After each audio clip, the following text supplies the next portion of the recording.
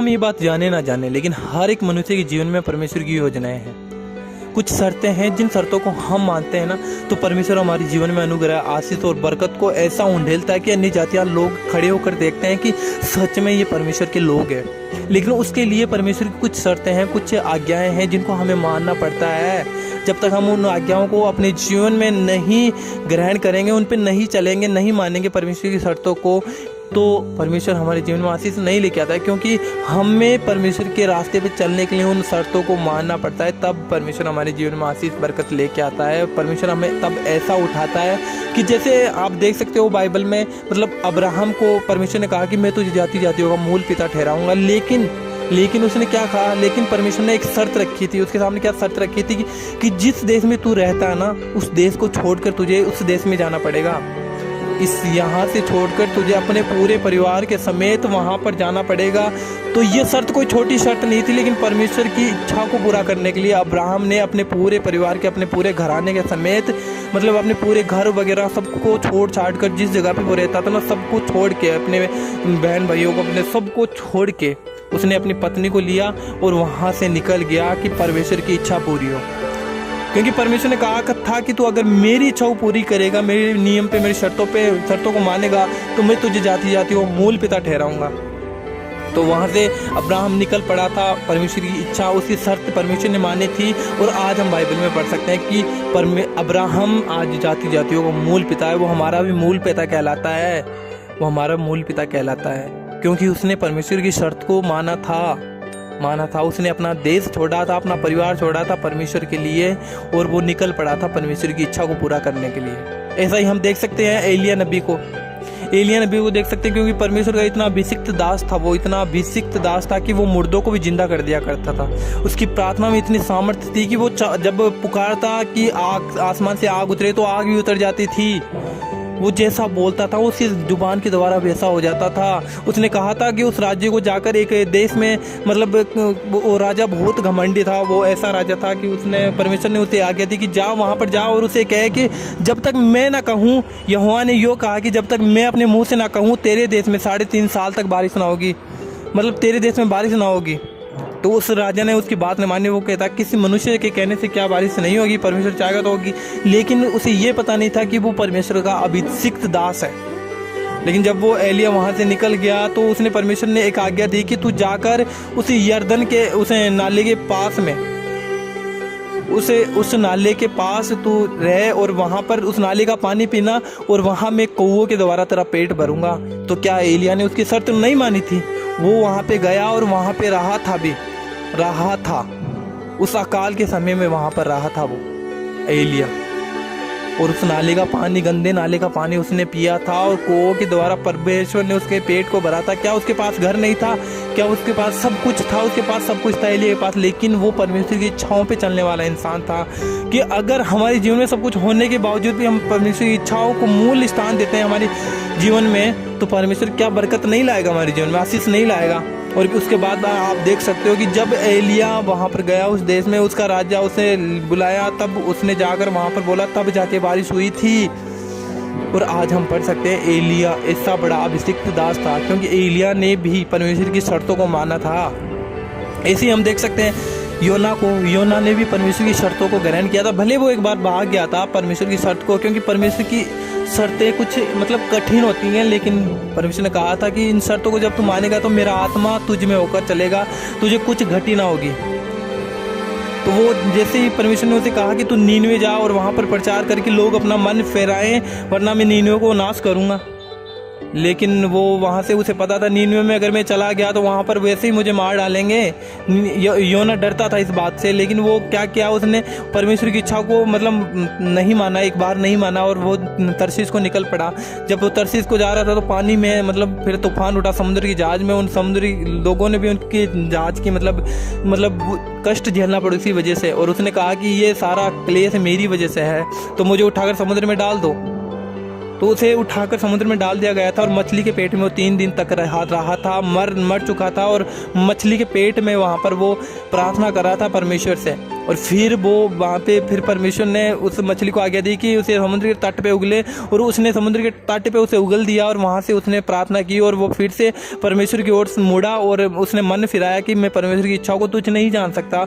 तो उसने कहा कि क्या परमेश्वर मुझे अपनी इच्छा बताएगा, क्या अपनी शर्त बताएगा मेरे जीवन में आशीष के लिए, क्योंकि वो परमेश्वर का अभिषिक्त दास था, वो भी दास था परमेश्वर का ऐसा बड़ा।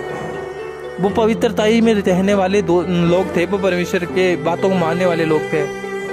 भले कई बार हम शरीर की दशा में कि परमेश्वर की इच्छा को तुझ जान लेते हैं, लेकिन फिर से परमेश्वर ने उसे कहा कि तू जा नीनवे जा, योना तू नीनवे जा और जाकर वहाँ पे प्रचार कर, जो मेरे लोग हैं कि उन पे मेरा क्रोध ना भड़के। तो वो वहाँ पे नीनवे में गया और नीनवे में जाने के बाद उसने 40 दिन लगातार प्रचार किया और 40वें दिन वो देख रहा था, पहाड़ पर जाकर वो देख रहा कि आज परमेश्वर का क्रोध इन पे भड़केगा। लेकिन वो लोग क्या, जिन्होंने प्रचार को सुना, उन्होंने अपने मन को फिराया था और वो दुहाई देने लगे, वो सब उपवास में आ गए, उन्होंने टाट ओढ़ लिया, वो अपने जानवरों को, बच्चों को, सबको मतलब उपवास में लेके आए थे।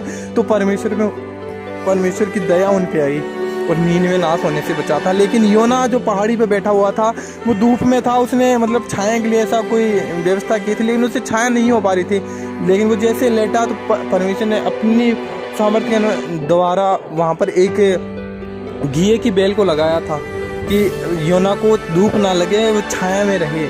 लेकिन जब वो योना सुबह उठा, उस धूप से उठा, तो उसने देखा कि वो बेल सूखी हुई है, और तो वो वहाँ पर दुखी हुआ। क्यों दुखी हुआ?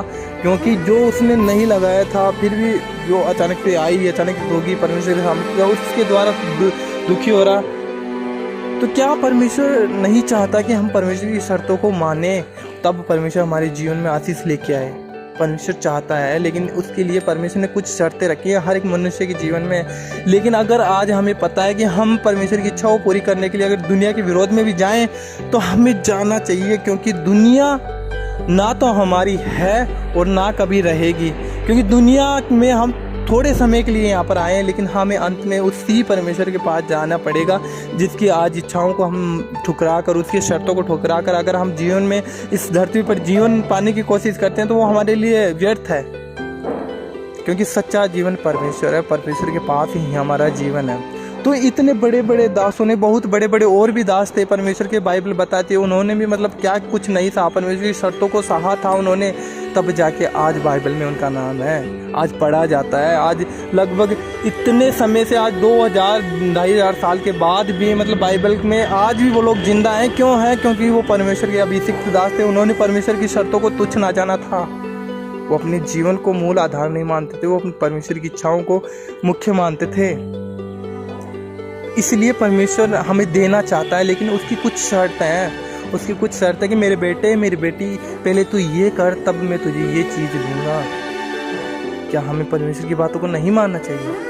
मानना चाहिए। अगर हम परमेश्वर की शर्तों को मानेंगे, उसकी इच्छाओं को मानेंगे, तो हो नहीं सकता कि शैतान हमारी आशीष को चुरा ले। नहीं चुरा पाएगा, बिल्कुल भी नहीं चुरा पाएगा। लेकिन इसके लिए हमें परमेश्वर की इच्छाओं को जानना है, उसकी आज्ञाओं को मानना है, उनकी शर्तों को मानना है। परमेश्वर अगर कहे कि तू मेरे लिए ये कर, तो मैं तेरे लिए ये करूँगा, तो हमें निसंकोच अपने मतलब विचार में इन बातों को रख लेना चाहिए कि मैं परमेश्वर की इच्छा को पूरा करूँगा, कैसे भी करूँ मैं करूँगा। भले हम नहीं कर पा रहे हैं, लेकिन फिर भी हम ये इच्छा रखते हैं कि हम परमेश्वर की इच्छाओं को पूरा करेंगे। तब परमेश्वर का आत्मा हमारे अंदर होकर हमारा साथ देता है और हम उन चीज़ों को अचीव कर पाते हैं। क्योंकि परमेश्वर जानता है कि ये पूरा करना चाहता है, मेरी इच्छाओं पूरा करना चाहता है, लेकिन ये इस योग्य ना है। लेकिन परमेश्वर का आत्मा जब किसी मनुष्य पर उतरता है ना, तो वो ऐसे अचंभित कामों को करता है कि हम सोच भी नहीं पाते कि ये काम नहीं होने वाला था, फिर भी हो गया। लेकिन इसके लिए हम क्या करना पड़ता है? इच्छा रखनी पड़ती है। अगर हम इच्छा रखेंगे कुछ काम को करने की, तो यहोवा भी खुश होता है, हमारा परमेश्वर भी खुश होता है कि मेरे बेटे ने, मेरी बेटी ने मेरे काम के लिए इच्छा रखी है। तो हमें इच्छा भी रखनी है परमेश्वर के काम के लिए। आज मेरे जीवन में मान लो परमेश्वर ने ये इच्छा रखी है, वो कहना चाहता है कि तुझे जगत से लड़कर मेरी इच्छाओं को पूरा करना है। तो क्या मैं परमेश्वर की इच्छा को तुझ जानूंगा? नहीं। उसने कहा कि मैं जगत में से तुझे छुड़ाऊंगा, तुझे बचाऊंगा, तुझे कोई घटी ना होने पाएगी, क्योंकि मेरे स्वर्गदूत तेरी हमेशा अगुवाई करेंगे। तुझे वो हर एक मुसीबत से हाथों हाथ उठा लेंगे, हर एक संकट से उठा लेंगे। तो मुझे किस चीज़ की घटी है? क्योंकि यहोवा मेरी ओर है। मुझे किस चीज़ की घटी है? क्योंकि यहोवा मेरा बल है। तो आज हम कुछ परमेश्वर से चाहते हैं कि परमेश्वर हमारे जीवन में आशीष लेके आए, बरकत लेके आए, ये करे वो करे हमारे लिए। हम अभिषिक्त दास बने परमेश्वर के। इसके लिए परमेश्वर की इच्छाओं को जानना है, उसकी शर्तों को मानना है कि परमेश्वर तू क्या चाहता है हमारे जीवन में, तब तेरी आशीष हमारे जीवन में आए। क्योंकि कुछ ऐसी शर्तें हैं परमेश्वर जी ने हमें मानना पड़ता है। तो बस मैं आपको इस वीडियो में सिर्फ इतना ही बताना चाहता था। होप करता हूँ कि आपको कुछ समझ में आया होगा, आप ये वचन समझ में आया होगा। आज आप इन वचनों के द्वारा अपने जीवन में परमेश्वर को मतलब मुख्य स्थान दोगे। सो गॉड ब्लेस यू। मिलते हैं अगली वीडियो में, तब तक के लिए जय मसीह।